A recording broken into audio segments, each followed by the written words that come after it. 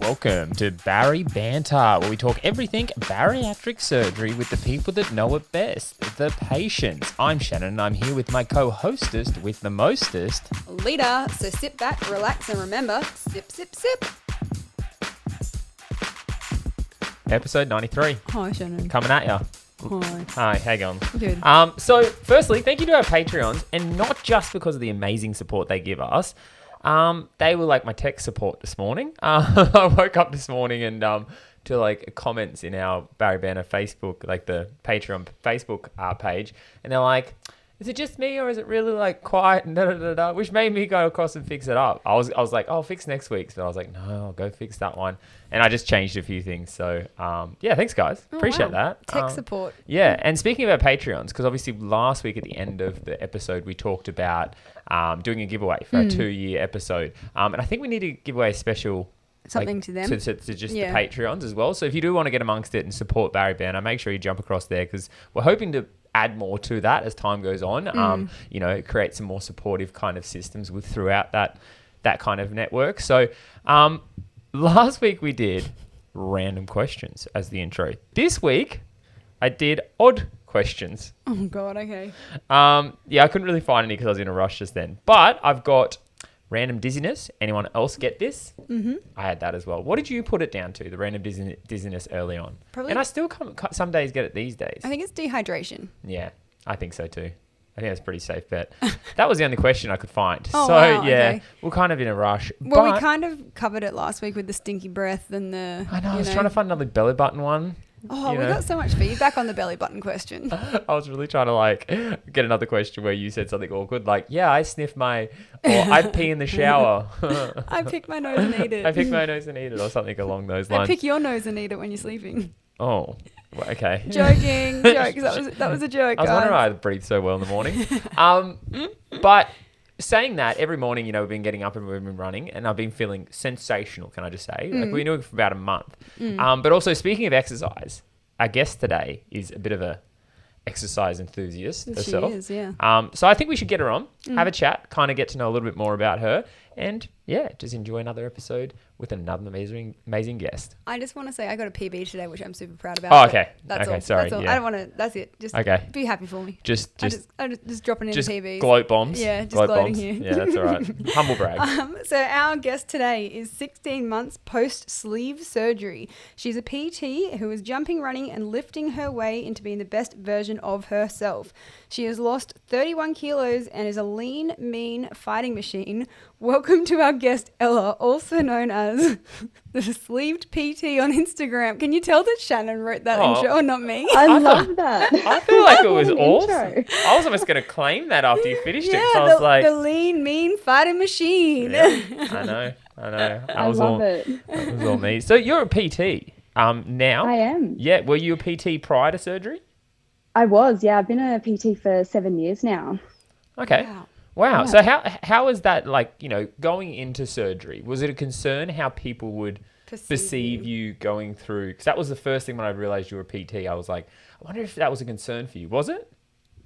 Yeah, definitely. So when I became a PT, I'd already lost 30 kilos through diet and exercise and got into the industry, and then sort of just gradually put the weight back on over time. So yeah, definitely a concern. My Instagram page is on private just to keep things. I don't hide it. If anyone asks me, I tell them, all my clients know. But yeah, there's definitely a part of me that knows there's going to be some judgment from certain people. But yeah, I was a PT before, I'm a PT now. And my knowledge hasn't changed, just kind of what I look like as. Yeah. Was that part of the driving factor for you to have the surgery, that you were working in the industry and you wanted to sort of, look and feel a certain way and, not be sort of, I guess you could say, criticized or judged by your clients?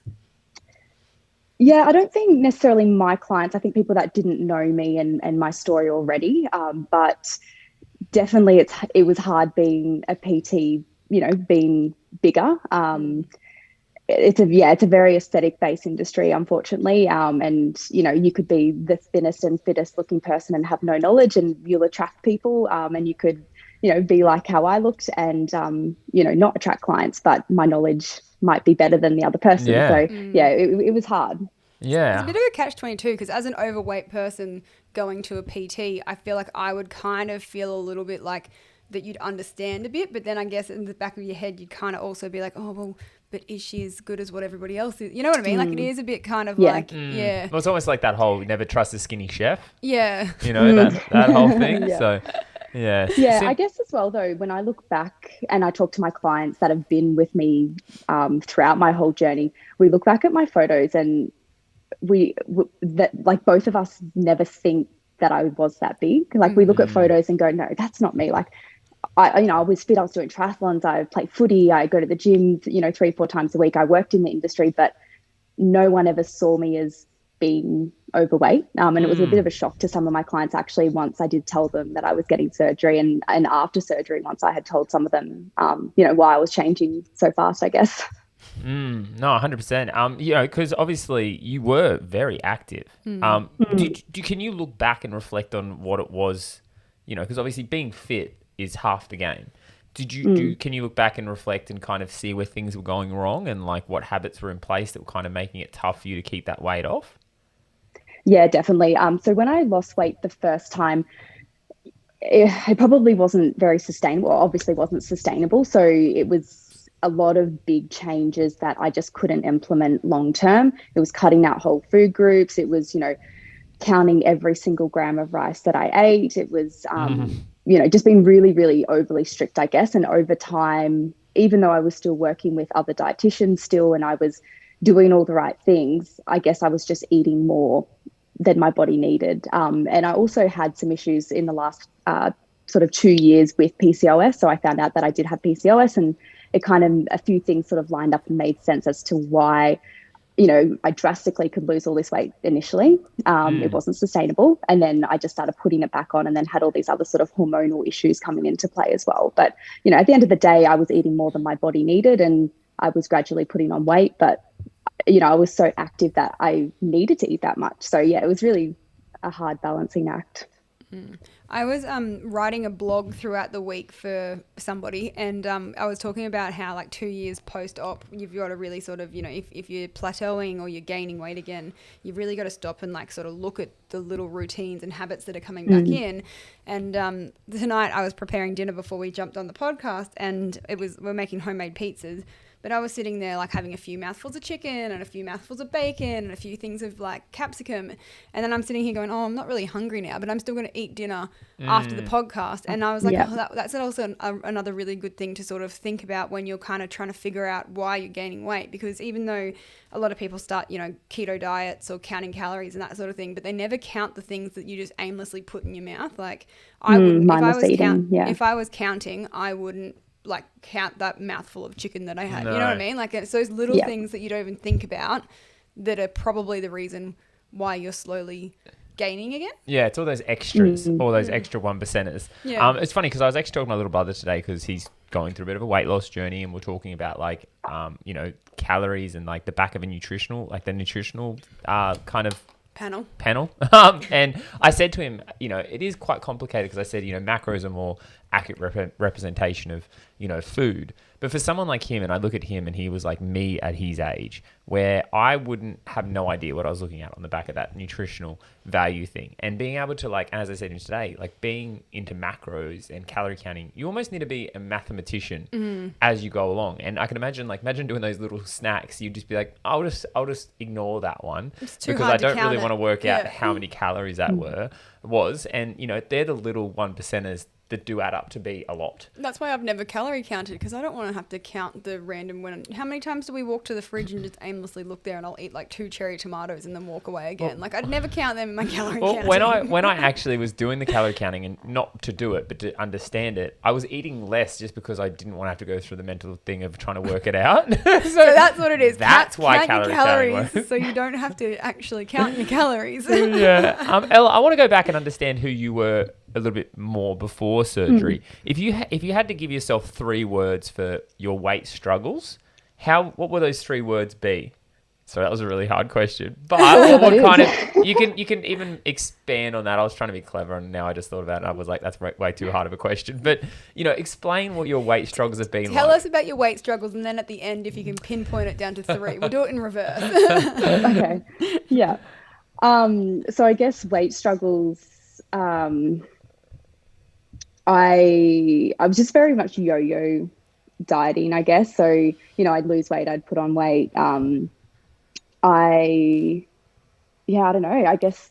Has it been your whole life? Like, has it been like something you've always struggled with, or like even at a teenage years and stuff like that? Yeah. So basically, since I was a baby, like I've got little photos. I was a chunky baby, all through my childhood. So I guess like being overweight is just normal for me. It's been a part of my whole life.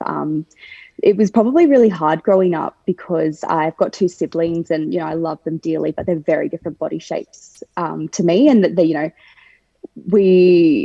my sister, she'll probably hate me for saying this, but, we both had eating disorders. And I suppose as a child, mine was binge eating. Hers was the same, but she also had like purging disorder. Bulimia? I just got fatter and fatter and fatter, and my sister got smaller. Skinny. So it was a little bit tough. Yeah. Growing up. And then, sort of all through high school, I was overweight, even into my teens. And that was definitely more just because of bad food choices, not understanding good nutrition. I had a really sedentary lifestyle. So, a lot of the stuff as a kid, I feel like is a bit genetic. And then sort of as I got older, it was really just lifestyle stuff. And then I kind of just woke up one day and changed things. And that's when I initially lost the weight. I just stopped eating chicken nuggets and V energy drinks every day and just started exercising. And then, second time around, it was a lot harder. And I feel like the more knowledge the harder it can make things. Like I had studied dietetics, I became a PT, and I felt like it was harder for me to lose weight again, having all this knowledge. Figuring out if you're doing it right by the books and why isn't it necessarily working the way that it should. And I'd love to know why it was harder. Like what aspect of it, like, is it just there was too many options and it's kind of like when you have a big list at home and it's so overwhelming you don't even start it? Because that's my life, just FYI. I suppose there's just so many ways. Like there's not one way that works for everyone. Like this, as you say, like you could do keto, you could do paleo, you could be vegan, whatever. So I suppose like knowing that there was so many different ways that I could lose weight, I could count calories, I could intuitively eat. I just was so overwhelmed and confused with which one to choose. And then you'd sort of start a method and then go, oh, actually, no, I'm going to chop to this one and I'm going to try that. And so, it was just knowing too many ways that you could do it, and it was just a bit confusing. It's the same reason I'm not religious, because there's just too many ways to go about that. So I just go, I just won't choose one at all. Nutrition's just such a hard thing too, because it's not a one size fits all, and it's also not a one size fits you, because it's so dependent on what you are doing at that stage of your life. Like I was talking to my PT last week at the gym, and I don't think I said this on last week's podcast, I might have, but she was kind of telling me, because I said I was super fatigued all of last week going into the sessions, and she was like, oh, are you eating enough? And I was like, yeah, probably not, because it's really hard to fuel for the amount that I'm training at the moment for like with a small, like a tiny tummy sort of thing. And she kind of told me to have like an LCM bar or like a few like Allen snakes before I train, and like this is 6:40 in the morning, right? And I'm like, I said to her, I can't do that. My brain just won't let me do that, because you're talking to somebody who used to like closet eat. Like I would eat a bag full of lollies. Yeah. Like I can't just allow myself to go, oh, it's 5 o'clock in the morning, I'm going to have 3 snakes and that's going to give me the energy for the gym. Like it's just, and so she, after having that conversation with her, she was like, I want to take you on as a nutrition client, because she was like, I hate the fact that I have she hates that I've had such a bad relationship with food that I'm almost scared to do things now which will actually benefit me. Yeah. But I just said it's such a slippery slope though, because like, fair enough if I have 2 snakes 3 times a week before I go to the gym, but what happens if I injure myself and then I don't eat the snake? Like I continue eating the snakes and I don't go to the gym. And the other thing is the snakes don't come in packs of 1. No. And I live in a house with Shannon. Yeah. For me, I would appreciate if you didn't. But like it is one of those things where we came from a binge eating disorder. Like if we start ingraining things like that, even 4 years out, we have to be really cautious because it's a very slippery side. Like, because it starts at 1 and then you go, oh, I don't feel like I'm getting what I need. Maybe I'll have 2 next week. Well, that's what I said to her. And then it becomes 3. I was like, I've never had an LCM bar in my entire life. I'm not going to start eating them now. Like, there has to be something else for me to. And she's like, a banana. I was like, don't like banana. And dates. Dates. Don't like dates. And she's like, okay, well. We're just fussy. We're going to have to work on you. Yeah, no, it is one of those things. Did you, like, you know, for you, if you had someone come to you as a PT, you know, how do you kind of navigate that whole side of things with fueling right and different things like that? You know, what would be your tip to someone coming in? I suppose, like, it depends on my client's history. Like, if they have had, you know, eating disorders, it can be, it's a really individual approach. I don't know. I don't like to really sort of freely give out nutrition information because it is so personal, and I hate to, like, it's not because I don't want to, it's because if I say something, people grasp onto that and they cling on to that one thing you've said, and that may not be the right thing for them. But I guess the main thing is, like, I always just tell my clients, pick something that you know you can sustain long term. And for some of my clients, they love keto and they thrive off it. And I'm not going to stop them doing that if that's what they enjoy doing. I'm not going to tell them, okay, well, you have to add in carbs now. I can tell them the benefits of why maybe they should have more carbs in their diet. But if they've maintained it for, 3, 4, 5, 6 years and they love it, I'm not going to change it for them. Yeah. Honestly, perfect response for a nutritionist, because, like, I swear every time I ask a dietitian or nutritionist, what's the secret remedy? They're like, I can't. No, it's so random to each person. I'm like, no, just tell me the keys to it. Like, I know. I wish there was a special, like, the golden little ticket answer that I could. Yeah, I know. I wish there was, but I just think it can be more damaging if you just give out just advice to someone when you don't know enough about them and their history and how their brain works. And like you were saying, with, like, closet eating, I think one of the really good things that was part of my process of my surgery was that I had to have compulsory psychology appointments before my operation, and the psychologist actually went through and did all these, like, tests and exams and stuff to figure out if you had a binge eating disorder or whether you're a closet eater, all that sort of stuff. And for me, like, I wasn't closet eating, like, my partner knew exactly what I ate, and it wasn't something I hid. It was just, I just ate too much. But it's interesting to see how many people are secret eaters that don't realize they are, or they get ashamed of things that they eat. And it's really sad in a way, that people don't think they can be open about that. And that's something that I really try and encourage, like, with my clients, is I'm not going to tell them off for eating something. They eat what they want, but I can just, I guess, educate them or just try and encourage them to make better choices, or why they should make better choices, if that makes sense. Yeah, it does. It's funny because, like, I would never, when I was overweight, I would never have had admitted to being a closet eater. Like, and I can tell you, let me sit down on the couch and tell you my history. But no, it kind of started from, like, mum not letting us have, like, sweets and stuff throughout the house. So anytime I got my pocket money, I'd go down to the shops and I'd stuff a bag of snakes because I didn't want to get in trouble for buying lollies, because mum was so against it. Which then, I guess, over time, as I became an adult, I then started feeling judged because obviously I was bigger.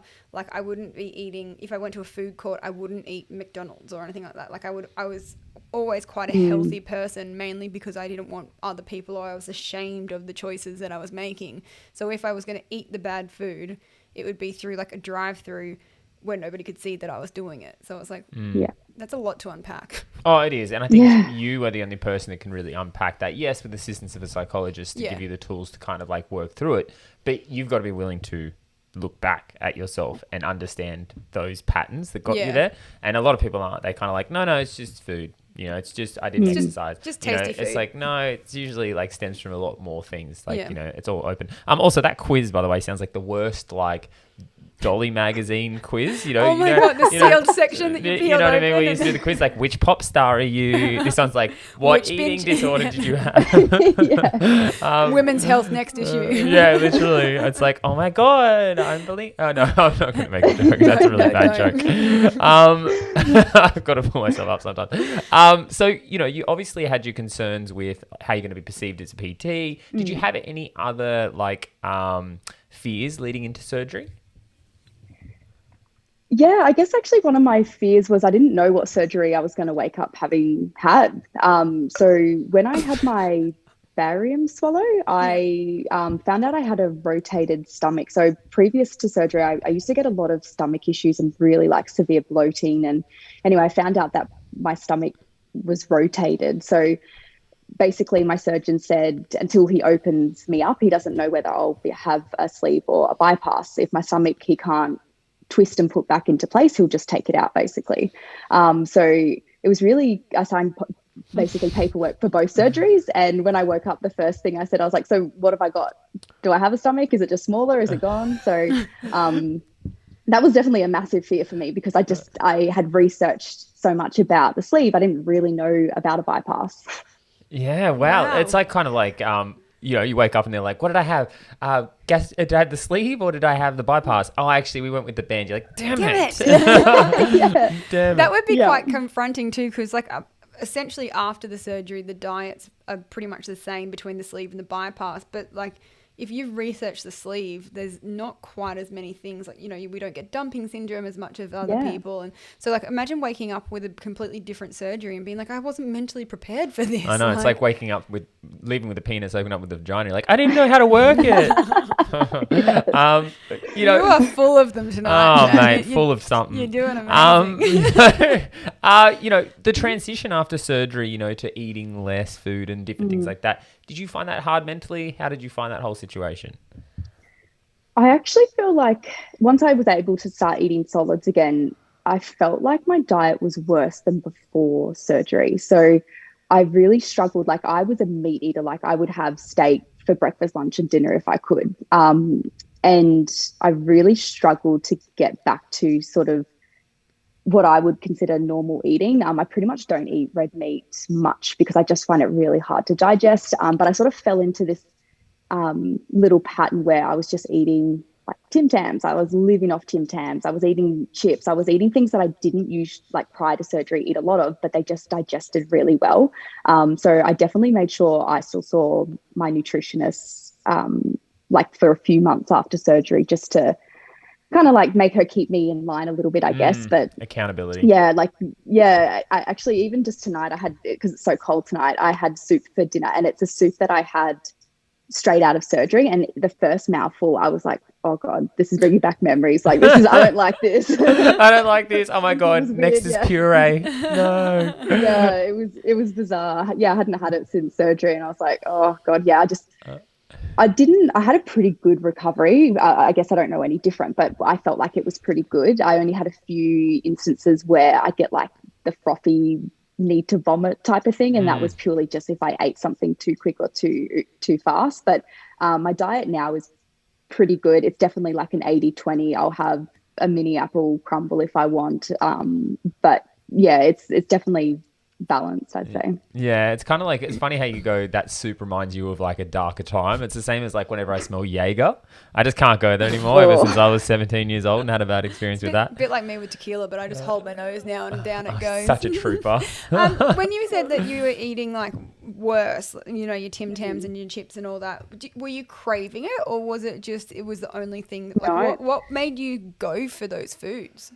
They were just really easy to digest. I just found that they just kind of slid down into my stomach and I didn't have any pain. And then I kind of, I think I just bought them because they were on special, and I thought, oh, you know what, like I feel like having a Tim Tam. And then it turned into a bit of an addiction for like a good month. And my dietitian was like, no, you need to stop this. Let's replace the Tim Tam with something else. And, obviously I had to just get out of that habit of eating something I knew wouldn't make me feel sick. It was more just, I just randomly picked a Tim Tam and that's what I was eating.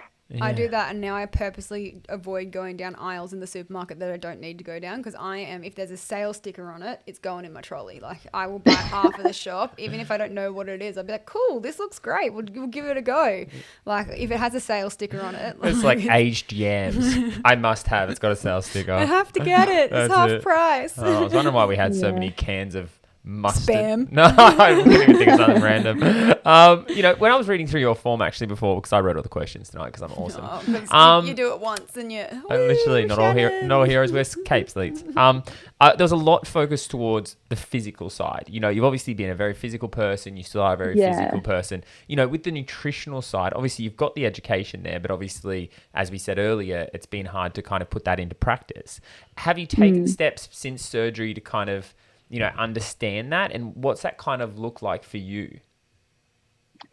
Understand the nutrition stuff, sorry. Yeah, the nutritional side and how it responds to you and how you're going to utilize the knowledge you already have. Yeah, I guess the biggest thing, I guess, after surgery, like now I can just kind of live life and I can just eat food for fuel. I don't really get a lot of cravings for things like I did pre-surgery, and I feel like I can control my eating habits better now, whether it's just because I can't eat as much. But I also hate cooking now. Like I used to love cooking. I did like my certificates in cookery when I was at school, and now I absolutely hate prepping or doing anything because, I have to cook like such a small amount of something, and then, you have a mouthful or two and then you're like, oh, okay, well, that was a waste. But in terms of like, my education, I suppose I know what I need to do, and it's working for me now. I guess, like surgery was just that tool to get me back on track and find like a new sort of normal.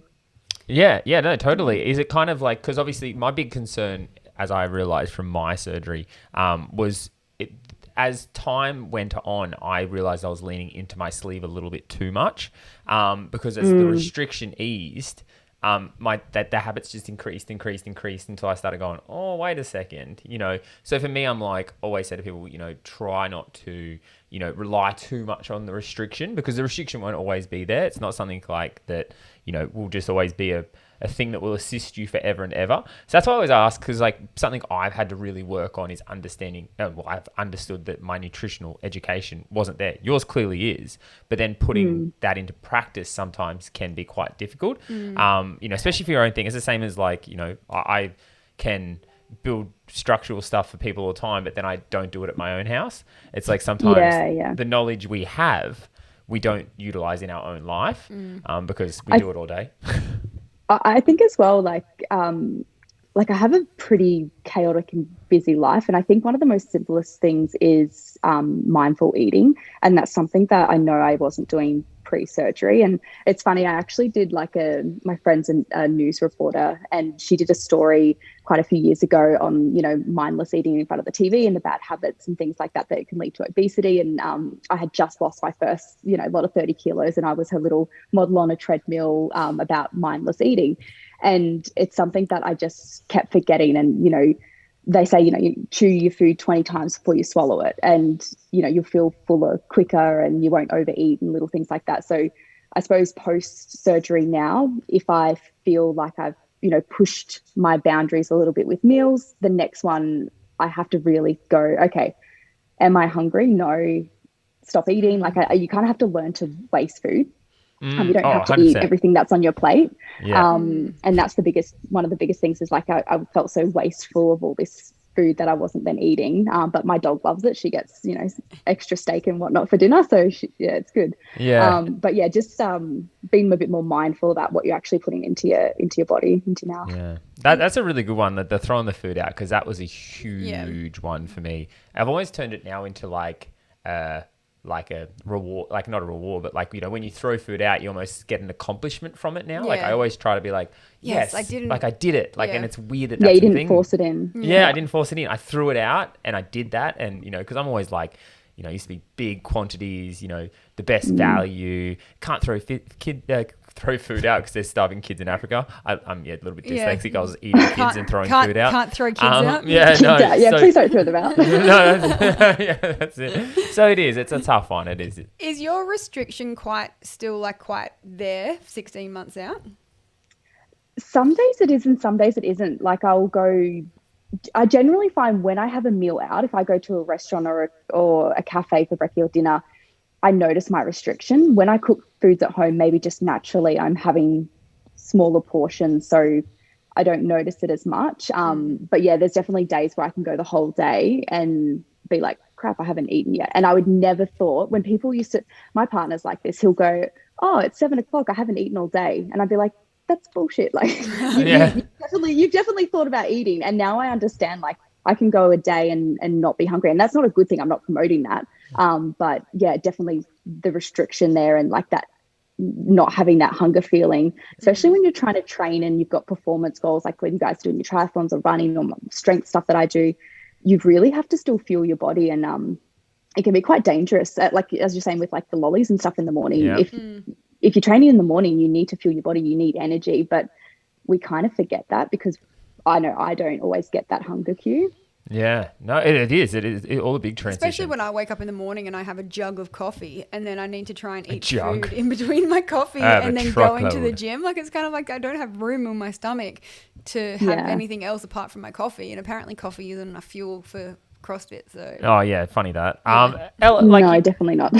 Before surgery, did you have goals, and have you achieved said goals as of yet? Yeah, so in my head I had losing 30 kilos. I wanted to get into my 60s. The last time I was in my 60s, I remember I had a ear operation when I was about 12, and I think I weighed like 68 kilos or something. No, actually, I think it was 86 kilos. Oh, God. Yeah, that's not. No, I think that the numbers were around the other way. Anyway, I was huge. And I guess pre-surgery, I had in my head 30 kilos because that's kind of what I'd lost before. I just wanted to be a bit happier in myself. Like, have always been a pretty outgoing and positive, happy person, but I guess there was a missing element of being like truly internally happy. And, like I guess pre-surgery, I was so maternal. Was my partner and I, we've been trying for kids, and, I just wanted to have a baby. And now after surgery, I've got like a little nephew now, and I love him to bits, but I don't have that maternal feeling anymore. And I kind of wonder sometimes if that was me trying to like fulfill my life and make something, to feel whole. Yeah. Whereas now I'm like, no, I don't want kids. I'm good. Yeah. Wow. Isn't that funny? It's been a big change in the last sort of 16 months. Yeah, that's a really like hard reflection that you've had. Like, was it trying to fill a void, or was it legitimately something I wanted for me? Yeah, well, I wonder how many things in life people do that with. A kid is a big one. I know a lot of people do that. They think that's going to help the relationship or fill a void within themselves and different things like that. So, yeah, definitely. So I was just laughing in my head because Shannon said doo-doo, and it just made me laugh. I don't know why. So your best tip for somebody if they're in the early stages of bariatric surgery, what would that be for you? So if they've just had surgery, definitely. Do both, like leading into surgery, do and both. Then if they're now you're laughing at the stuff that I say. Now someone 10 years out as well. Yeah, just do it every year. Okay. Tell us all your advice. Yeah. Look, so I suppose leading up to it, I think on my form I wrote like strength training. I guess where I sort of was going with that is I've personally found that my journey and I suppose my like physical changes have been really good. And I know that when I initially lost like a lot of weight, some of that was muscle. And I guess leading up to surgery, my goal was build as much muscle as I can so that when I, I'm in that, forced deficit, I'm not going to just waste away and just be kind of skin and bones. So yeah, I suppose like just try be as active as you can leading up to surgery. And I know for some people that's hard, it can be painful exercising. It's not that they don't want to, it's just physically, it's really demanding.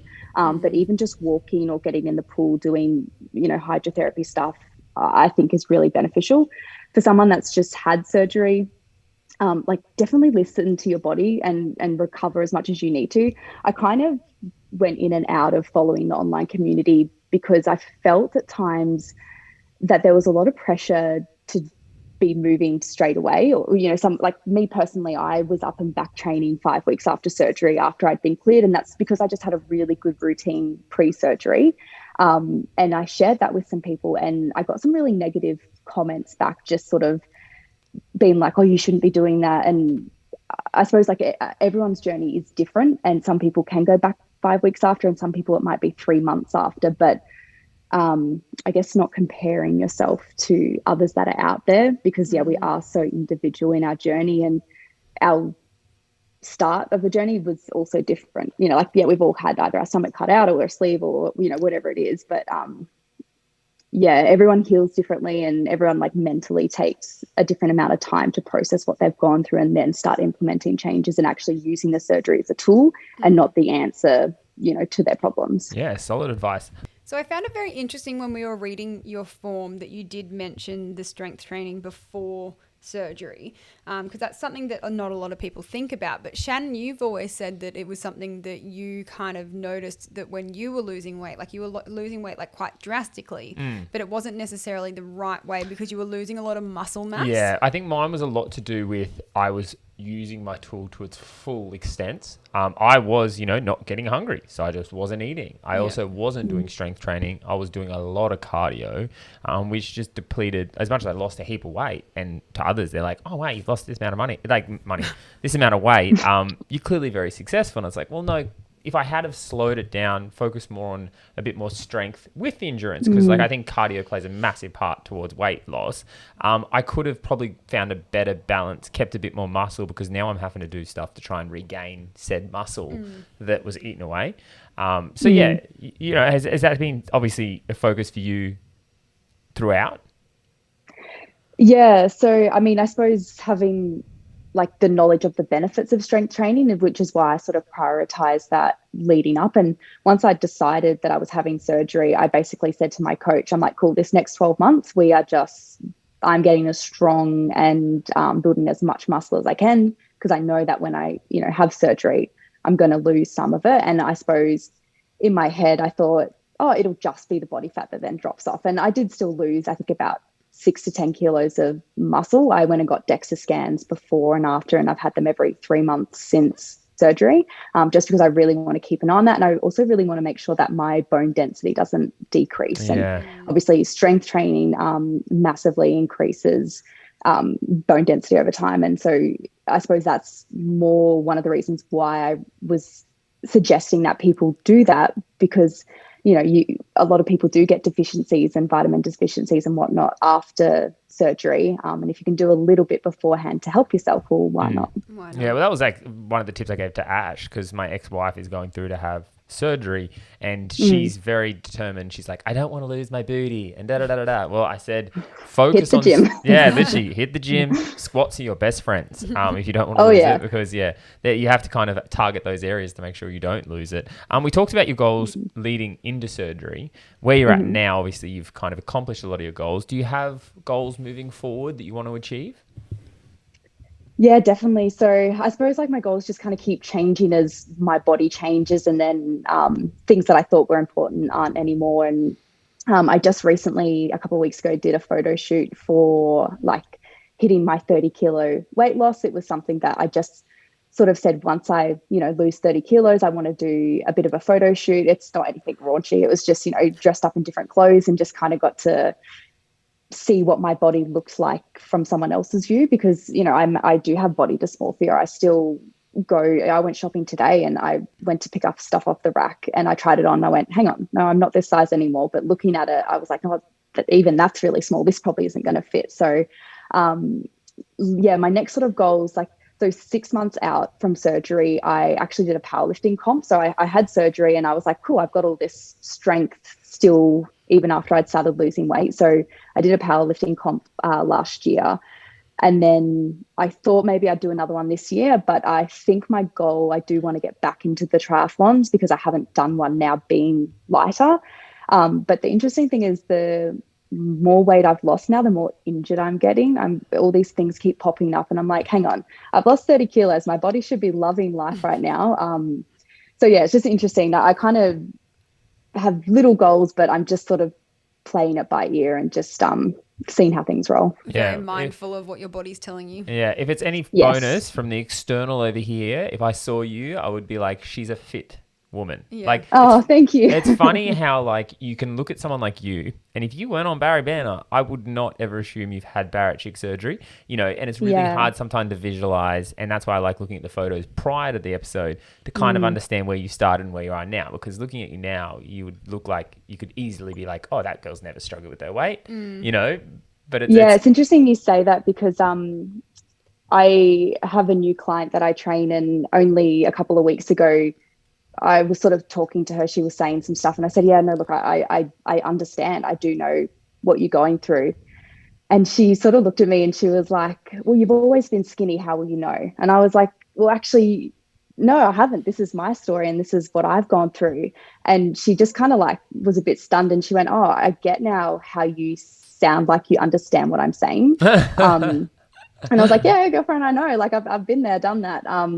You know, like, yeah, it's really hard because I do have people look at me now, and I suppose when I was a bit bigger and I was helping people that were even bigger than me, or they might have even been fitter than me, they would sort of, I don't know, like I could empathize with them a little bit. And now I feel like now that I'm smaller, people think I don't understand. It's like I had to be bigger to understand people's struggles. And now that I'm smaller, if they don't know me, they think I don't know how hard it can be. It's really weird. It's funny because I had a story like that because I remember sitting down when we did the meetup on the boat that time, and I sat down with a fellow who was on the boat who was a bigger gentleman, and you could tell he wasn't comfortable in the public situation, and I don't know if he knew my story or anything like that. So I sat down next to him and I kind of chatted to him and I said, "Oh, like I get it, da da da," and he goes, "Oh, you know, what would you know?" kind of thing, and I was like.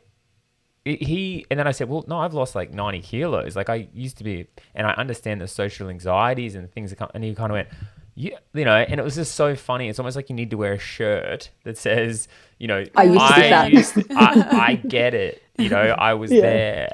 Because people could easily look at you and go, what would you know? It's a bit of a catch-22 though, because like when you're larger, you're like, oh, people are judging me because I'm overweight. And then when you're like, you get smaller and you look fit and healthy. And then when people go, well, what would you know? You just turn around and go, well, how do you not know my story? Like, come on. Come on. Like I've been there. I know what you're going through. And people are like, how would you, like, you just don't get it. I'm like, well, no, I do. There's an encyclopedia of morbidly obese people. Have you not read it? Have you not like seen who's next to you in the book? Class of 2022. Come on, get with the program. You know, so if you were to literally, like, you're now a salesperson for bariatric surgery. Not really, but we're just going to use that metaphor for this. If you were talking to someone who was sitting on the fence, you know, contemplating going down the lines of bariatric surgery, what would you say to them? I'd like to. I have clients at the moment that are on the fence with it, and I don't want to be like, oh, it's really individual, but it is individual. But I would say go for it. I think. What's the point of continually struggling, like mentally and physically, when there's a tool out there that can help you have a better life? And I didn't know much about bariatric surgery before I had it. I knew one person that had it. And, you know, she's done fantastic in her journey. And it wasn't until someone close to me had it and I jokingly said, oh, maybe I should get that. And my partner's like, well, why don't you look into it? And, yeah, I think it's the best thing I've ever done. And I wouldn't say that I wish I'd done it sooner because, and I think everyone says this, like, you know, you are in life because of all the paths you've taken and whatever. But I probably wouldn't appreciate where I am as much now if I'd had it years ago. And I don't think I'd be working in the fitness industry if I had had it years ago. I don't think my life would be how it is. So if people are on the fence, I think, you know, you do need to do your research and you need to understand that it is a tool. It's not the answer. Yeah, you get this awesome, you know, weight loss from it, but there's so many other things that pop up, you know, with body dysmorphia, with excess skin, with, you know, nutrient deficiencies and things like that. So definitely do it. But as much as you can, try and exhaust all other options in the same sentence. Yeah. I was about to say, it would be kind of tricky for you as a PT. Like if you've got clients of yours who are kind of like, oh, on the fence about it. And you're kind of sitting there going, well, you only put in 50% into our sessions. Like maybe we should ramp this up a little bit first and see if you're like, you know, actually dedicated to the cause. I think as well, though, everyone's hard is different. They may think that they are putting in 110% and like that's all that they can give, and they've exhausted every option. I can't tell them that they're wrong. Like that's their thought. That's how they view their life. But yeah, there is definitely. I've had 2 clients now. Actually, you had Jill on a couple of weeks ago. So I know Jill through gym and training, and she's absolutely smashed her journey and she's done so well. And I've trained Jill for a couple of years.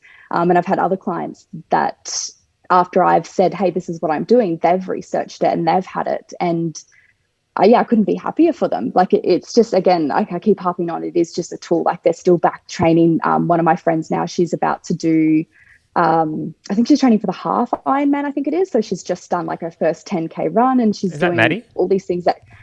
No. Oh, okay. This is someone else. I'm sure there's a few that are. Oh, I just noticed it, Maddie. Well, was like she follows you on Insta and that, and I was like, oh, maybe it's Maddie because she's similar.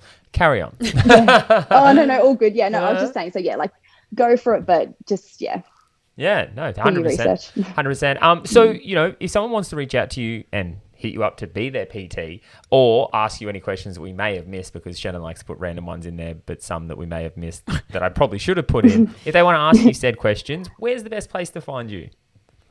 So on Instagram, they can either message me on my private account, which is the Sleeve PT, or I'm more than happy. I can share my business. It's Ella Donovan Fitness. I'm more than happy for them to contact me through there. I think it's like I love having people message me, saying that they've had surgery and they're looking for a trainer that understands. Like I really love that, because I do genuinely, like, I'm in this industry to help change lives, and I think now I've got that even deeper connection with people that have had surgery, because I've had it myself now. Yeah. So, where are you based? I'm Brisbane Northside. So I'm in Kashmir. Right, Yeah. I'm gonna hit you up. I'll be driving out of Brisbane. We can be PTs together. Nice. Awesome. Yeah. Well, absolute pleasure, Ella. Thank you for coming on. Thank you. Hope it wasn't too awkward with my random questions. You did incredibly well, and thank you for coming on. Thank you. Thanks for having me. Well, guys, that is episode 93 in the books. Hope you enjoyed it. Let us know what you thought of it, and yeah, that's another episode of Bari Banter. Why, yes, that is another episode of Bari Banter in the books. We hope you got a little something from that one. Head on over to Facebook or Instagram and check us out, or go to baribanter.com where you can watch past episodes, give us feedback, and let us know who you want to hear from next. We love you all, and as always, please stay beautiful.